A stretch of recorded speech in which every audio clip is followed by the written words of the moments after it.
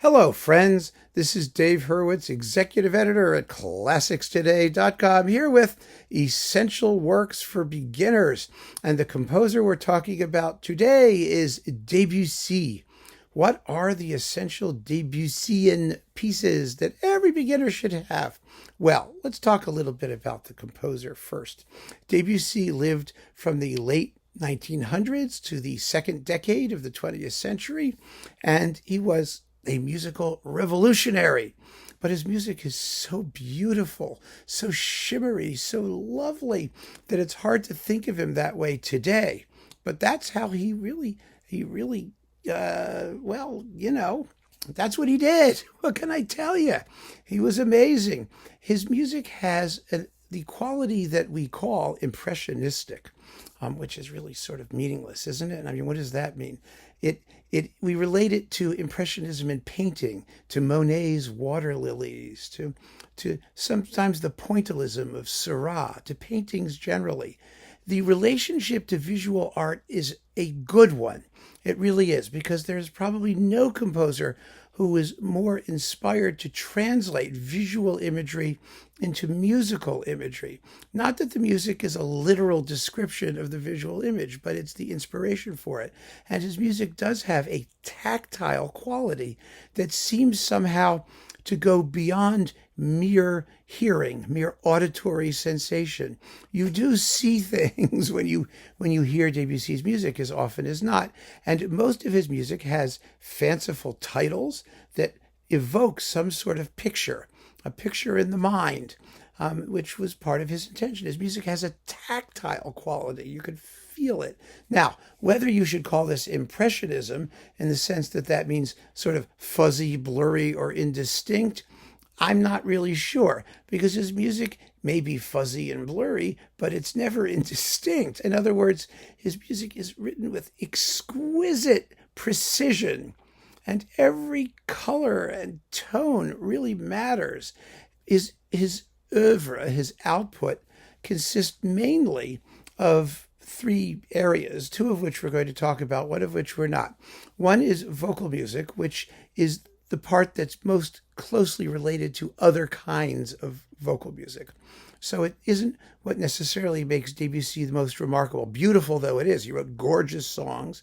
He wrote an amazing opera, which is really one of the toughest operas to digest of all time, Pélias et Mélisande. That's a little blurry. And it's a masterpiece, an incredible masterpiece, but I would only come to it rather later, because it's mostly very quiet and subdued and strange and mysterious and whatnot, but it's a cool piece. Otherwise, he wrote orchestral music, not a ton of it, orchestral and chamber music, and primarily piano music, works for the piano, where he invented an entirely new concept of pianistic sonority, where later composers were interested in the percussive nature of the piano. Debussy was just the opposite. He wanted the piano to be an instrument without hammers, an instrument that was capable of the most sensuous or sensual and evocative tone painting, with sensitivity of touch at all times and an extraordinary harmonic vocabulary. That's the radical part, something that was completely new and unheard of, his abandonment of what we might call classical tonality, the relationships between classical harmonic process and the kind of chords that Debussy used in his music. His music is not contrapuntal. It's not based on clarity of line. His music is vertical. It's based on the taste, the feel, the sound, the smell, the vision of harmony, of chords colliding in time and space. Really an amazing, amazing composer. Now, we have 6 pieces that really constitute the ideal Debussy collection, or 6 collections of pieces, because most of his works are rather short, and they came in books or groups of pieces. So first, the Prelude to the Afternoon of a Faun. Now, what does that mean? That's a very good question. What do you mean the prelude to the afternoon of a Faun? What was he doing? What was he doing to get ready for his afternoon? Number one. Number two, when we talk about Faun, and many of you have taken me to task because when I talk about Faun, I talk about a little deer. But Faun, Faun, is not Fawn. Fawn is a little fawn. Faun is the mythical creature, kind of like a satyr or one of those things, with horns and hooves, and it was the body of a man with bits of deer attached to him. And that's the thing that Debussy was talking about. But I could never get out of my head. And this is, man, it's because of the music itself, I think, the idea of a cute little fuzzy faun. And I always had in mind this music when I saw that fabulous cartoon from the early 1960s, which is on YouTube. It's only 1 minute and 39 seconds long. You should watch it. Bambi Meets Godzilla. Now, the music for Bambi Meets Godzilla is not the Prelude to the Afternoon of a Faun. I always remembered it that way, but it's not. It's actually the Pastoral Rons des Vaches from Rossini's William Tell Overture. Who knew? But there it goes. It's that sort of pastoral sound quality that stuck in my mind. And Bambi Meets Godzilla is marvelous. And I always thought it would have worked better with the Debussy Prelude to the Afternoon of a Faun for its soundtrack. But go have a look at it. It's 1 minute and 39 seconds of total comic genius. Anyway, the Prelude to the Afternoon of a Faun is a ballet. It's only 12 minutes long. It's also a symphonic poem. And it is the iconic work of musical impressionism because it is very, very dreamy and droopy and subtle and sensual. And it's all of those things. An extraordinary piece with a form which seems to create itself out of thin air. It's really sort of ABA. I mean, it's actually rather simple, but it is beautiful, and harmonically there was never anything like it. You might say that a lot of Debussy's handling of harmony was based on Wagnerian chromaticism, that is, that dissolution of tonality that we first hear in the opera Tristan und Isolde, which fascinated French composers at the turn of the 20th century. But Debussy, who was a huge Wagnerian at the time that this piece was written in around 1888, later outgrew that completely, which doesn't mean the influence wasn't still there. So start your search, your encounter with the Prelude to the Afternoon of a Faun and indulge yourself in 12 minutes of rhapsodic nature stuff. And the images that this evokes, it's really quite something. Then we do piano music, and we have to talk about a lot of piano music with Debussy. Always, I have a couple pieces here, or a couple groups of pieces. First, his Preludes for Piano, books 1 and 2. 2 books of 12 pieces each. Now, the wonderful thing about the Preludes is that each of them has a title. The most famous is probably The Engulfed Cathedral and The Girl with the Flaxen Hair. Those are very well known. One of his most famous pieces is Clair de Lune, which is not in any of the things we're talking about here. But it's okay. Moonlight, in other words. But the cool thing about the Preludes is that each one of them has a title, but the title only appears after the music. In other words, Debussy wanted you to hear the music, to have the image built up in your mind, and then he tells you what the image is. And of course, you're never going to get exactly what the image is because it's, the hills of Anna Capri or, General Lavigne eccentric. I mean, these are very specific images, some of them incredibly specific. But the music itself, of course, can't have that kind of personal or geographical specificity. The Engulfed Cathedral you may get because it just has that quality of it. You get the sense of what it is. Sometimes you'll hear the title after the music and you'll just go, oh, yeah, aha, that was really, really cool. They are amazing and wonderful pieces and extraordinary, iconic works in the piano repertoire that everybody should get to know, really. And they're so beautiful and so colorful and so full of fresh imagery and sound that it's a new world of piano writing. So yeah, You definitely have to go for the Preludes. Then we have to talk about his other iconic orchestral work, most iconic, La Mer, the sea. Well, it's the sea.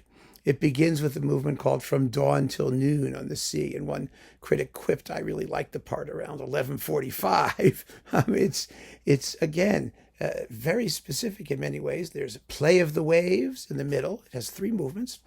And then the dialogue of the wind in the sea, which begins as a storm and ends with a huge blow up. Really exciting music, but it's exciting music in a way which is completely different from the kind of developmental thing we tend to think of when we think of, for example, a symphony, which in many ways this is, because it's written in what we call cyclical form. The theme at the end of the first movement is the basis for much of the finale, and it comes back at the very end. So the piece is unified. It doesn't lack form, and that's the point. But the form is self-generating. It's not a predetermined kind of form, and it's very simple for the most part. Where you hear things that you've heard before, well, that's something that you've heard before. Otherwise, you simply take it as it comes, one step at a time. It's an amazing and exquisite piece, and one of the most popular pieces of orchestral music ever written, and the most probably accurate evocation of the ocean in all of music. And believe me, evocations of the ocean in music are really common. Lots of people do sea pieces all the time, but not many have done it as effectively as Debussy did.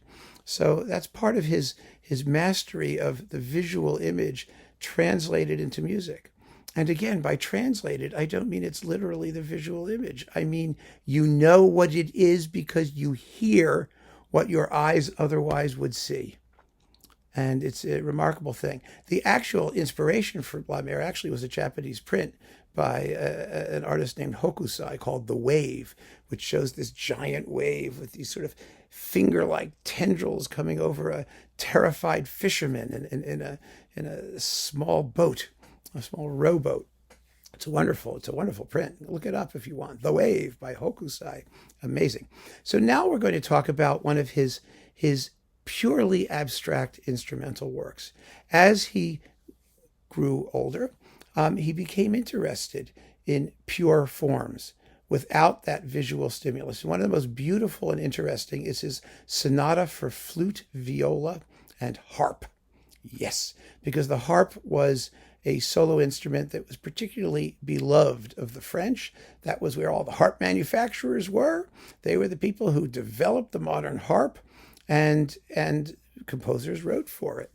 And Debussy's Sonata is just an unbelievably exquisite, charming, delicate piece. And it's forget about talking about form or anything like that. Its movements are just happen. But there is no visual underpinning to this piece. It's purely evocative. And there's also a violin sonata and a cello sonata as part of his 3 late chamber works. He was going to write more, but he died. He didn't live to do them all anyway. But we have 3. And they are extraordinary pieces, very brief for the most part, less than 15, 20 minutes, somewhere in there for the most part. The largest is this one, I think, the Sonata for Flute, Viola, and Harp. It's a unique combination of instruments, a combination, the flute and the harp particularly, which were beloved of French composers.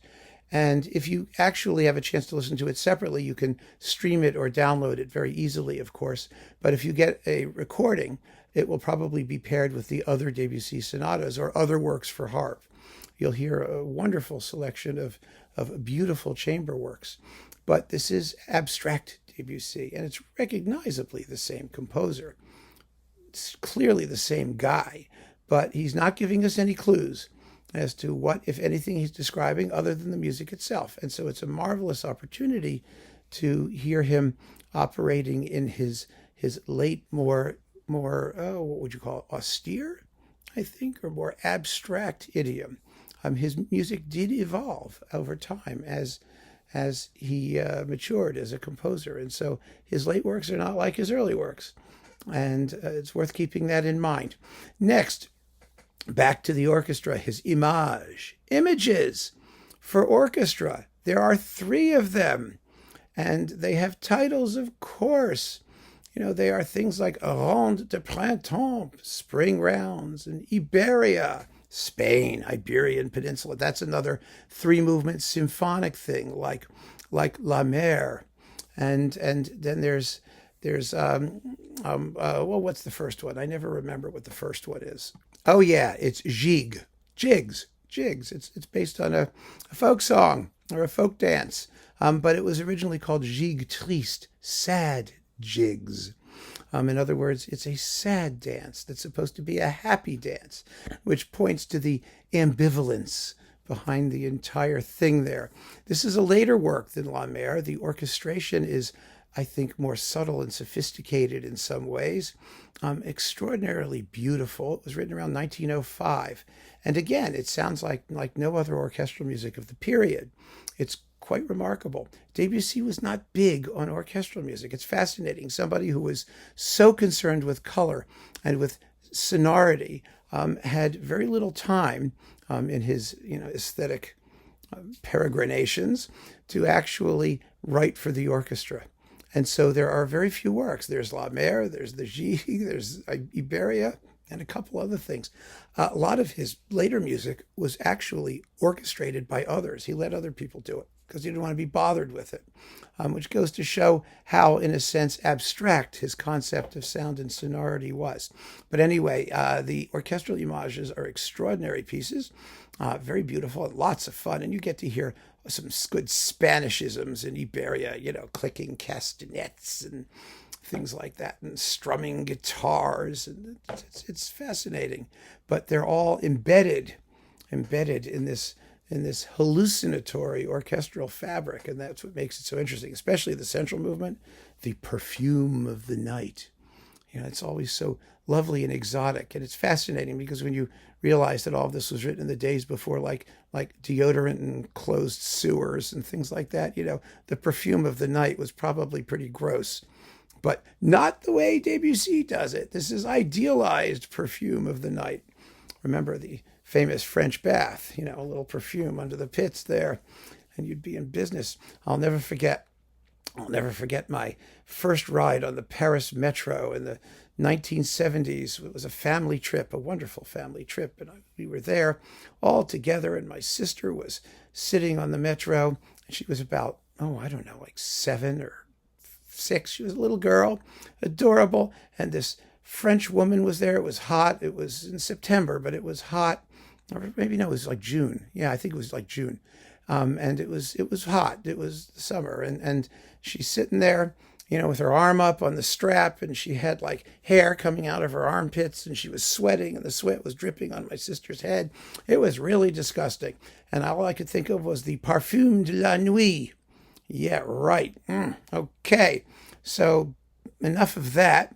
Then we have to do the other image. There's 2 images in Debussy's world. Don't confuse them. Image for piano. This is 2 groups of 3 pieces each. Some of them are very abstract, completely abstract. There's one, I think, called Mouvement. Yes, I believe so. But there are others. There's Mouvement, or is it Toccata or something? I really ought to have this stuff in front of me when I talk about it. I try to do it from memory. And as I get older, I have to tell you, it gets harder because it all jumbles up. I'm wonderful at music. I never forget anything that I hear musically. But then, yes, Mouvement. It's the end of book 1. Thank you. And then there's this one too. Cloche à travers les feuilles, bells through the leaves. And then there's Et la lune descend sur le temple qui fut. Like I'm really going to remember this, in real life. And the moon descends on the temple that was. And of course, the last one, which is wonderful, which is just goldfish. There's reflections in the water, and there's the homage to Rameau. There we go. I'm so glad I went and took a look at that so I don't make a complete ass out of myself. Yeah, these are wonderful pieces, descriptive as in the Preludes, but over a very, very wide range. Rameau was a famous French Baroque composer. Goldfish are goldfish, Goldfish, actually the word for goldfish is not goldfish. Poisson d'or is gold, fish of gold, yes, but goldfish in French are poisson rouge, red fish. So go figure. I mean, that I know. That I definitely know. But the music is what I know. And the music is absolutely amazing. And you get to hear everything from the abstract perpetual motion of mouvement to, and the moon descends on the temple that was. How do you do that in music? Listen to Debussy's Image and find out for yourself. So there you have it, half a dozen splendid works that will introduce you to this really remarkable individual genius, a composer who seemed to pop out of nowhere. And, oh, by the way, there is another set of images. There's something called Image oubliée, forgotten images. Those are early piano pieces of Debussy, and they're fun to listen to as well if you have a chance. But meanwhile, it's the two iconic, mature Image books that we're really talking about. So there you go. Go have some fun with Debussy, and you will have an experience like no other. It's so worth getting to know. And then, as usual, you can explore his music however you want elsewhere. There's more than enough to go around. So keep on listening, friends. Thanks for joining me, and take care.